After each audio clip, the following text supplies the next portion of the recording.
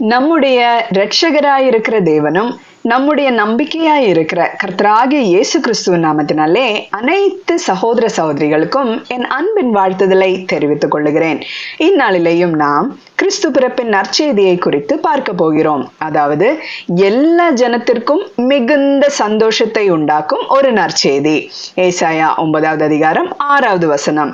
நமக்கு ஒரு பாலகன் பிறந்தார், நமக்கு ஒரு குமாரன் கொடுக்கப்பட்டார், கர்த்தத்துவம் அவர் தோளின் மேல் இருக்கும், அவர் நாமம் அதிசயமானவர், ஆலோசனை கர்த்தா, வல்லமையுள்ள தேவன், நித்திய பிதா, சமாதான பிரபு எனப்படும்.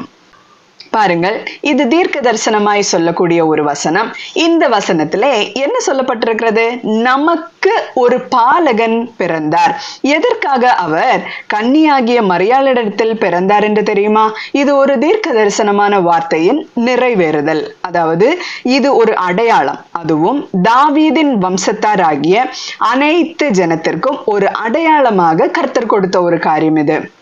ஏசாயா 7வது அதிகாரம் 14வது வசனத்திலே, ஆதலால் ஆண்டவர் தாமே உங்களுக்கு ஒரு அடையாளத்தை கொடுப்பார், இதோ ஒரு கன்னிகை கர்ப்பவதியாகி ஒரு குமாரனை பெறுவாள், அவரை குறித்து சொன்ன அனைத்து தீர்க்க தரிசனங்களும் ஒன்று விடாமல் எல்லாம் நிறைவேற வேண்டியது அவசியமாயிருக்கிறது. மத்தேயு 1வது அதிகாரம் 23வது வசனத்திலே நாம் பார்க்கும்போது, அவன் இதோ ஒரு கன்னிகை கர்ப்பவதியாகி ஒரு குமாரனை பெறுவாள், அவருக்கு இம்மானுவேல் என்று பெயரிடுவார்கள் என்று சொன்னான். இம்மானுவேல் என்பதற்கு தேவன் நம்மோடு இருக்கிறார் என்று அர்த்தமாம். யோவான் 1வது அதிகாரம் 45வது வசனம். பிலிப்பு நாத்தான்வேலை கண்டு, நியாயப்பிரமாணத்திலே மோசேயும் தீர்க்க தரிசிகளும் எழுதி இருக்கிறவரை கண்டோம், அவர் யோசேப்பின் குமாரனும் நாசரேத்தூரானுமாகிய இயேசுவே என்றான். பாருங்கள், இந்த சீஷர்கள் இங்கே என்ன சாட்சி கொடுக்கிறார்கள் தெரியுமா? வேத புஸ்தகத்திலே மெசியாவாகிய இயேசு கிறிஸ்துவை குறித்து எழுதப்பட்டிருக்கிறவரை நாங்கள் கண்டோம் என்று இந்த இடத்துல சாட்சி கொடுக்கிறார்கள். அதற்காக தான் இந்த அடையாளம், அதாவது கன்னி பிறப்பு என்கிற அடையாளம். அது முன்னமே தீர்க்கதரிசிகள் யூதர்களுக்கு சொன்ன ஒரு அடையாளமாயிருக்கிறது. அது இயேசு கிறிஸ்துவின் பிறப்போடு அது நிறைவேறி விட்டது. அடுத்ததாக, நமக்கு ஒரு குமாரன் கொடுக்கப்பட்டார். இந்த குமாரன் யார்? லூக்கா 2வது அதிகாரம் 11வது வசனம். இன்று கர்த்தராகிய கிறிஸ்து என்னும் இரட்சகர் உங்களுக்கு தாவீதின் ஊரிலே பிறந்திருக்கிறார். பாருங்கள், இது பிறப்பின் நற்செய்தியாய் இருக்கிறது. இந்த பிறப்பு எப்படி தெரியுமா? இரட்சகராகிய இயேசு கிறிஸ்து தாவீதின் ஊரிலே பிறந்திருக்கிறார். பாருங்கள், ஒரு இரட்சகர் நமக்காக பிறந்திருக்கிறார். அவர் எதற்காக கொடுக்கப்பட்டார் என்று தெரியுமா? மனுகுலத்தை ரட்சிப்பதற்காகவே நமக்காக தேவன் தம்முடைய ஒரே பேரான குமாரனை நமக்காக தந்திருக்கிறார். கர்த்தராகிய இயேசு கிறிஸ்து என்னும் இரட்சகர் நம்முடைய உள்ளத்திலே பிறக்க வேண்டியது அவசியமாய் இருக்கிறது. அவர் நம்முடைய உள்ளத்திலே சிறு பிள்ளையாக பிறக்கிறார் என்பது அல்ல, அவர் நம்முடைய உள்ளத்திலே இரட்சகராக பிறக்க வேண்டும். ரட்சிப்பு நமக்கு அவசியமான ஒரு காரியமாய் இருக்கிறது.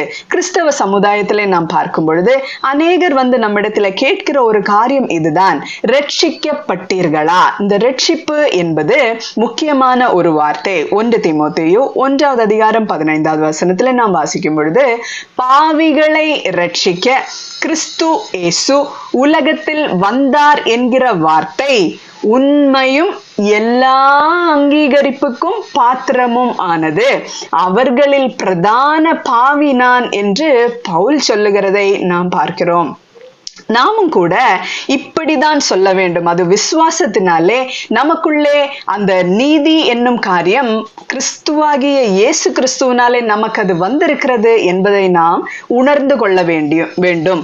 பவுல் சொன்னது போல நாமும் பாவிகளிலே பிரதானமானவர்கள் என்று உட்கொண்டோமே ஆகில் இந்த வார்த்தை உண்மையாய் நம்முடைய வாழ்க்கையிலும் வருகிறது. எப்படி என்றால், இரட்சகர் நமக்கு தேவை இல்லைங்க, நான் பெர்ஃபெக்டாக தான் இருக்கிறது, என்னிடத்தில் எந்த ஒரு குறையோ கரையோ திரையோ இல்லை என்று நாம் சொல்வோமே ஆகில் நமக்கு ஒரு இரட்சகர் தேவையே இல்லை. அவர் நம்முடைய வாழ்க்கையில வந்து பிறக்க வேண்டிய அவசியமும் நமக்கு கிடையாது. பிதாவாகிய தேவனும் ஒரு குமாரனை கொடுக்க வேண்டிய அவசியம் இல்ல, சிலுவையில் அவர் வந்து மரிக்க வேண்டிய அவசியமும் இல்ல. அப்படி இல்லைங்க.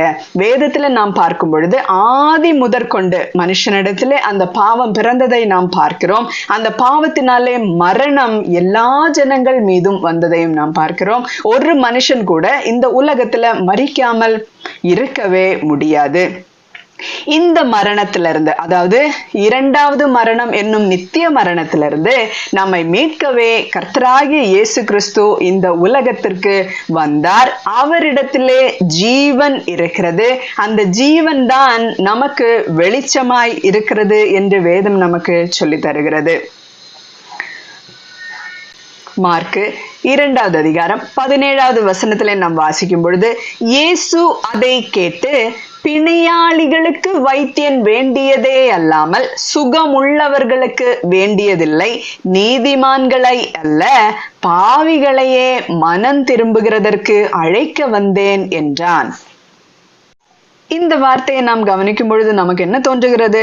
அப்படி என்றால் ஒரு சிலர் சுத்தமுள்ளவர்களாய் தானே இருக்கிறார்கள், தேவனே இந்த இடத்துல சொல்லுகிறாரே என்றெல்லாம் தோணலாம். அப்படி இல்லைங்க.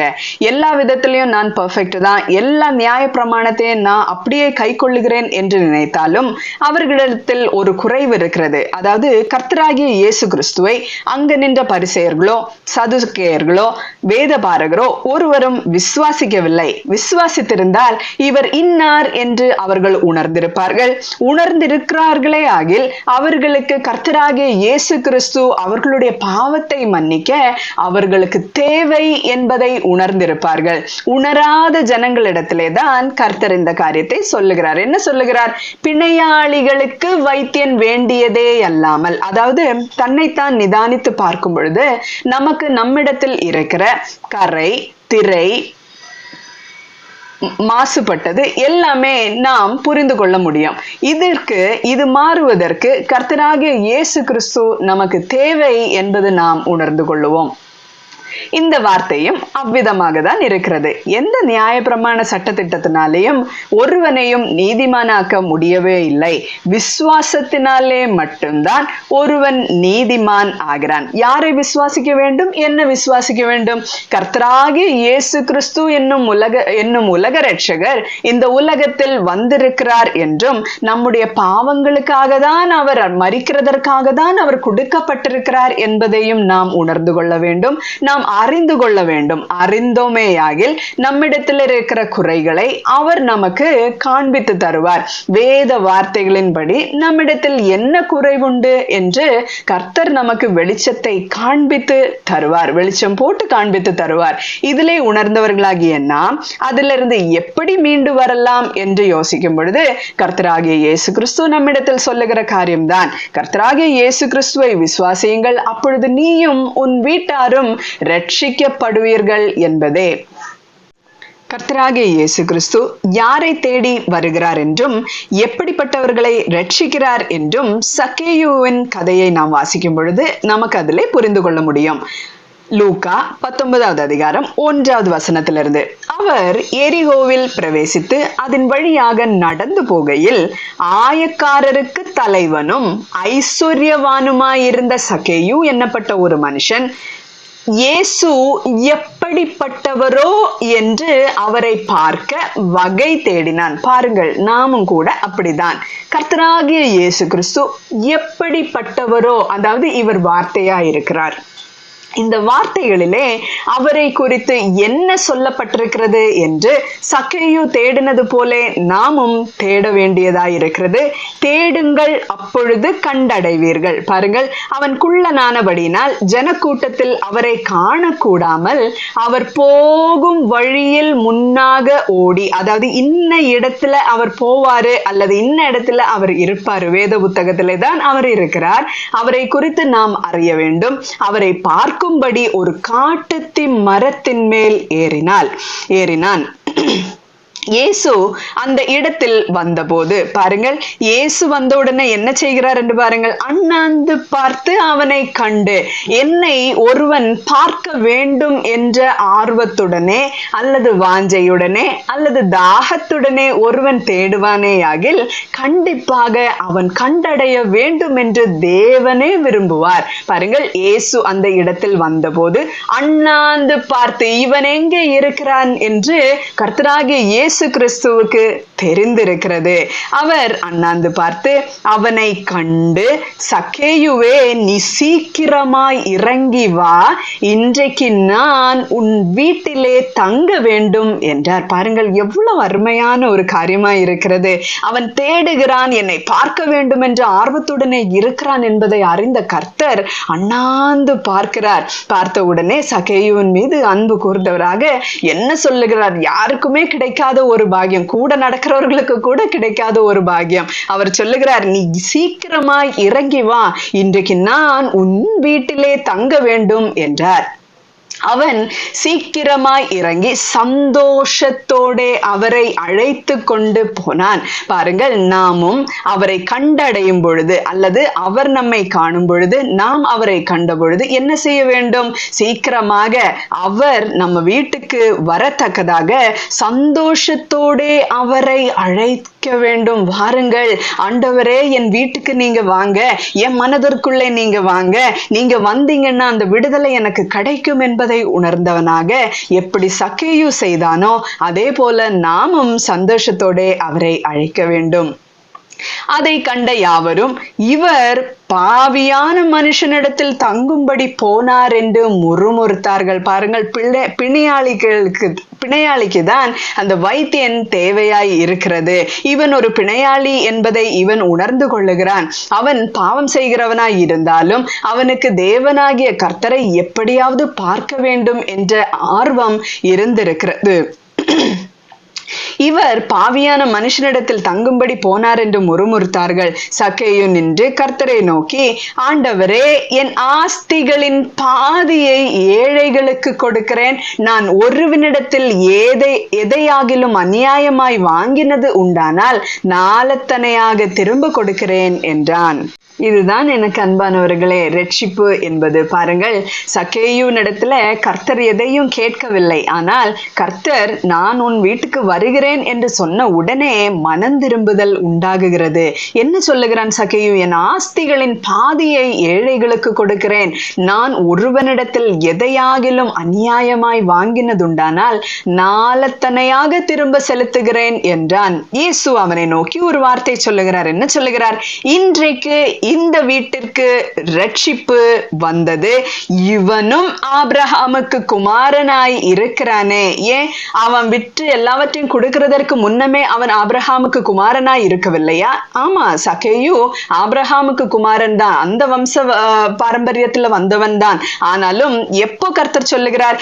என்னைக்கு வீட்டிற்கு ரட்சிப்பு வருகிறதோ அன்னைக்குதான் நீ ஆபிரகாமுக்கு குமாரனாய் இருக்கிறாய் என்று கர்த்தர் இந்த இடத்துல சொல்லுகிறார். அதாவது அதற்கு அர்த்தம் என்ன?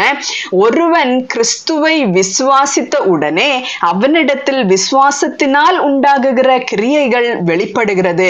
இவன் இயேசு கிறிஸ்துவை விசுவாசிக்கிறான். விசுவாசித்ததனால நீங்க தான் இன்னாருன்னு நான் உணர்ந்து கொண்டேன், ஆதலால் நான் சந்தோஷமாய் உங்களை என் வீட்டிற்கு அழைக்கிறேன். நீங்க வரும் பொழுது என்னிடத்தில் என்ன மாற்றங்கள் நடக்கிறது என்பது அவனே உணர்ந்து கொள்ளுகிறான். அவன் அந்த காரியத்தை செய்கிறான். என்ன செய்கிறான்? ஏழைகளுக்கு கொடுக்க ரெடியா இருக்கிறான். இத்தனை நாள் தனக்கென்று சேர்த்து வைத்த எல்லா காரியத்தையும், அதாவது அவன் தன்னைத்தான் அந்த இடத்துல வெறுக்கிறதா இருக்கிறது. அதாவது எனக்குன்னு நான் சேர்த்து வைத்த எல்லாமே, அநியாயமாய் சேர்த்து வைத்த எல்லாமே நான் திரும்ப கொடுத்து விடுகிறேன், அதுவும் நாலத்தனையாய் கொடுக்கிறேன் என்று அவனுக்கு அந்த இடத்துல ஒரு ரட்சிப்பு வருகிறது, ஒரு மனம் திரும்புதல் வருகிறது. செய்ததெல்லாம் தவறு என்பது அவன் உணர்ந்து கொள்ளுகிறான். இத்தனை நாள் நடக்காத ஒரு காரியம் அவனுடைய வாழ்க்கையில நடந்த உடனே கர்த்தராகிய இயேசு கிறிஸ்து சொல்லுகிற வார்த்தை என்ன? இன்றைக்கு இந்த வீட்டிற்கு ரட்சிப்பு வந்தது. நமக்கும் அப்படிதான் அன்பானவர்களே, நாமும் கர்த்தராகிய இயேசு கிறிஸ்துவை நம் வீட்டிற்குள் அழைப்போம். தேவனே, நீங்க என்னிடத்தில் வாருங்கள், எனக்குள் நீங்க பிறக்க வேண்டும் என்கிற அந்த உண்மையான தாகம் இருக்குமாகில் அவர் என்ன செய்வார் தெரியுமா? நம்மிடத்துல இருக்கிற எல்லா குறைகளையும் கரைகளையும் அவர் அகற்றி விடுவார். நம்முடைய இருதயத்தை சுத்தப்படுத்துகிறவரும் அவர்தான். இப்படிதான் கர்த்தராகிய இயேசு கிறிஸ்து மனுகுலத்தை ரட்சிக்க வருகிறார். இதற்கு பிற்பாடு என்ன சொல்லுகிறது என்று பாருங்கள். இயேசு அவனை நோக்கி, இன்றைக்கு இந்த வீட்டிற்கு ரட்சிப்பு வந்தது, இவனும் ஆபிரகாமுக்கு குமாரனாயிருக்கிறானே, இழந்து போனதை தேடவும் ரட்சிக்கவுமே மனுஷகுமாரன் வந்திருக்கிறார் என்றார். கர்த்தராகிய இயேசு கிறிஸ்து இந்த உலகத்திற்கு வந்த முக்கியமான காரியம் என்னவென்றால், ரட்சிப்பு கொடுப்பதற்கும் இழந்து போனதை தேடுவதற்கென்றும் கர்த்தர் வந்திருக்கிறார். இப்படிப்பட்ட கர்த்தராகிய இயேசு கிறிஸ்துவை நாமும் அழைப்போமா?